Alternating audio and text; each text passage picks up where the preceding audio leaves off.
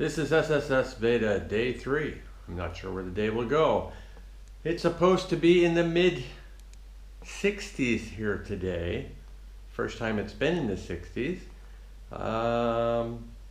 So I'm not sure how the day is going to go. Now I'm going to go get some groceries.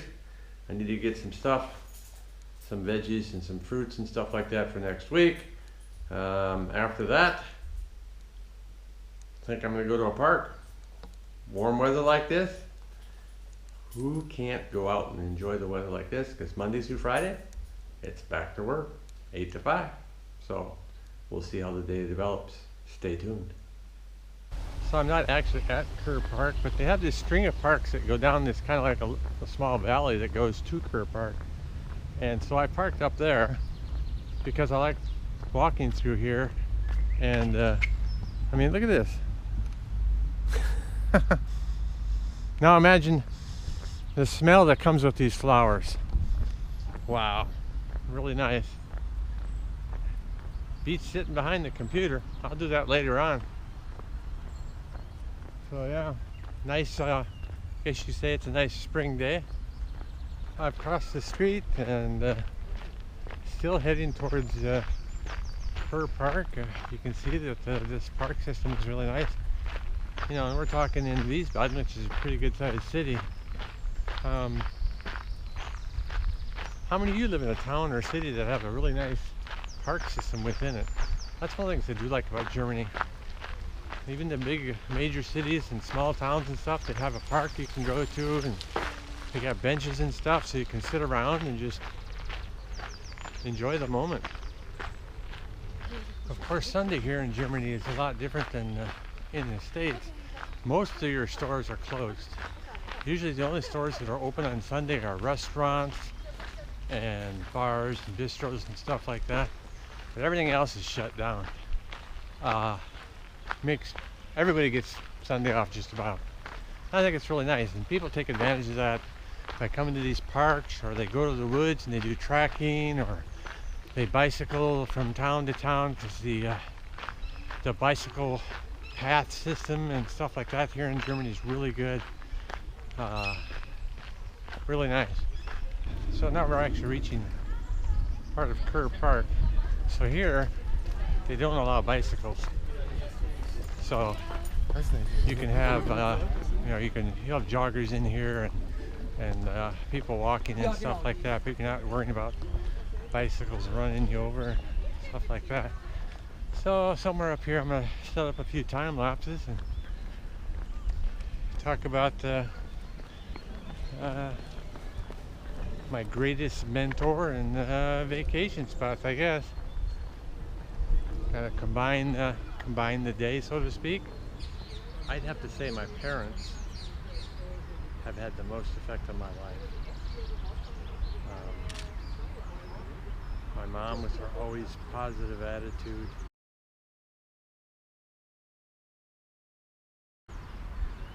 always happy even under the hardest of circumstances.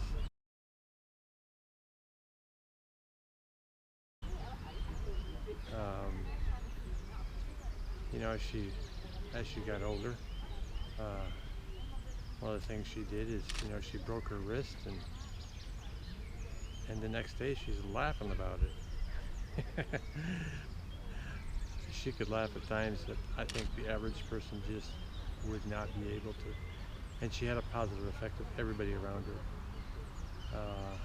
I'm always, when I'm in a tough situation, I remind myself of what Mom would do. And, you know, if I could be anything like her, I would have a much better life, and people around me would be much better as well. Of course, my father. One of the things that he taught me was how important attention to detail was. So he was what he termed a floor mechanic. He would do tile, ceramic, carpet, just about any type of flooring. And one of the things that he would do is he'd finish a carpet job. He'd say, "Okay, Les, come in. See if you can find where the seams are."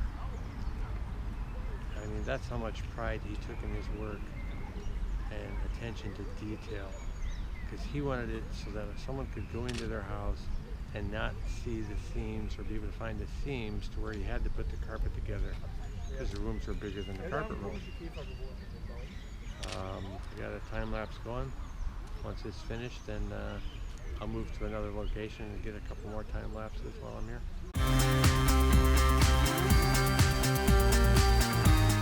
Another thing I got from my father was, you work hard and you play hard. As a family, we did the finishing touches on a triplex and a fourplex apartment building.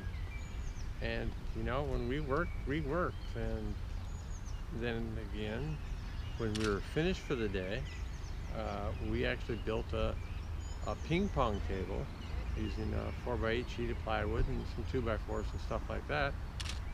We'd play ping pong against each other. I guess you could say I also learned how not to drink from my father. He would come home drunk every night. So I really didn't like that. The funny thing is, because he would, like I say, work hard, play hard. So he'd have his work day, drink his coffee, but then right after work he'd go to the bar and he'd spend his time in the bar until he came home. It wasn't always like that. It was worse as he got older. So in Wisconsin at the time that I was 18, you could drink at 18. And you know, I tried sports and stuff like that in high school. Didn't do well. Actually did really poorly. So I decided my senior year in high school that I was going to meet Dad at the bar. So I literally spent my afternoons after school, when Dad was finished with work, at the bar. I learned how to shoot pool. Learned how to drink beer and like it, drink it slow. You know, I wouldn't give that up for anything, because it allowed us to bond and allowed me to talk to him and be with him when he was actually sober. And like I say, I learned how to shoot pool from him. I learned a lot about respect in a game, being a good loser as well as a good winner, about doing things the right way and not cheating, playing fairly. So, you know, all of those things I learned from him. And if I had to do it over again, I wouldn't do anything differently. So you guys are in my vlog. You like that?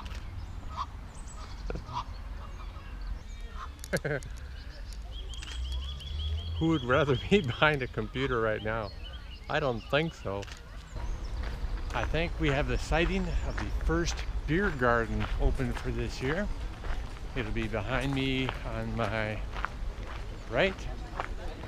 But since I drove down here, I'm not going to stop for a beer. Besides, I got like 17 different beers in the refrigerator I need to review, so no need for beer here. All right. Now I need to find a place to set up for another time lapse.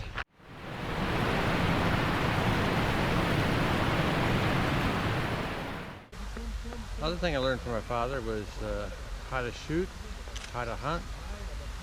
As a kid, started off with the BB gun and moved up to the 22. Then for hunting rabbits, started with the 410 shotgun, and then moved up to 20 gauge. Rifles from the 22, then that moved up to 30-06.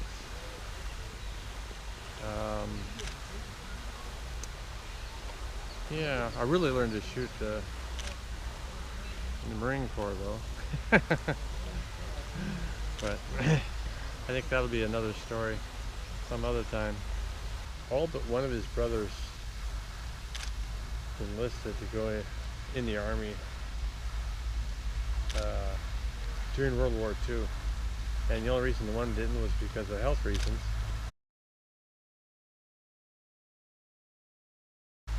He wasn't allowed to go in. So I'm sure that had something to do with one of the reasons I decided to enlist in the service.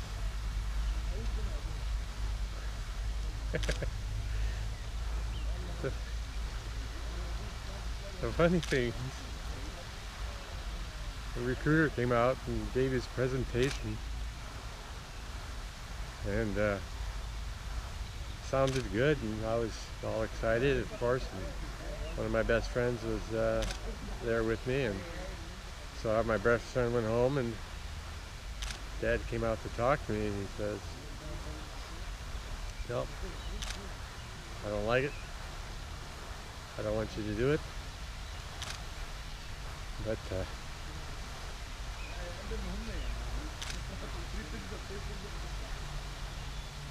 the next day, obviously a grown man, he's seen and done things, and I mean, with World War II, there's a lot of bad memories for him. But looking at the economy in 1980 and what there was out there available for his sons to do, you know, the next day he said, I put a lot of thought into it. And I think it's a smart idea. And so I had his backing. Mom taught me the important thing. Let your children do what they want to do. She says that's a decision you have to make.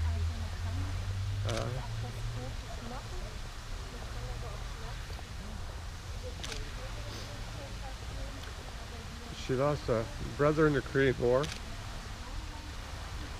so I'm sure that wasn't something that she said lightly.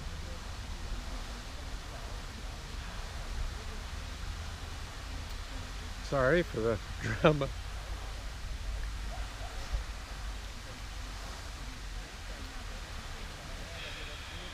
Yes, both my parents are gone.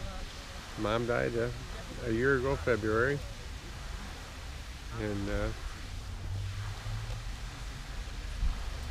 Dad's been gone since '96.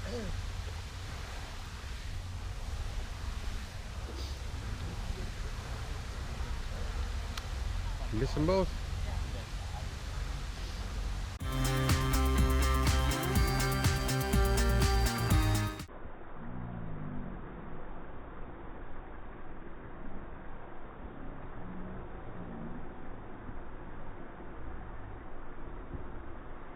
Vacations.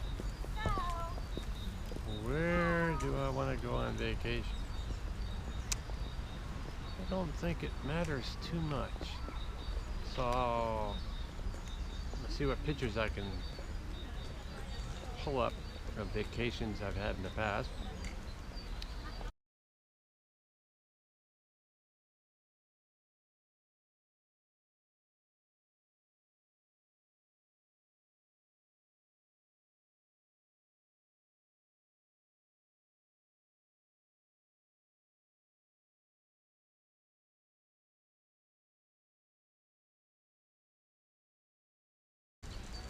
I think you'll see by the pictures that, well, I do like natural places. I like natural parks, national parks, and it really doesn't matter what, well, it does matter. I mean, if I had a choice between the desert and the woods, I'd take the woods every time. I like the woods. My senior year, I worked at the Kettle Moraine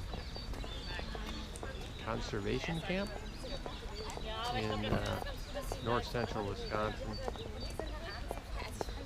So I've got a love for the woods and the outdoors as far as that goes. But really the most important factor in vacation is being with our daughter. I could care less the location because I want to spend time with our daughter. She's been out of the house and located in the States since she graduated from high school.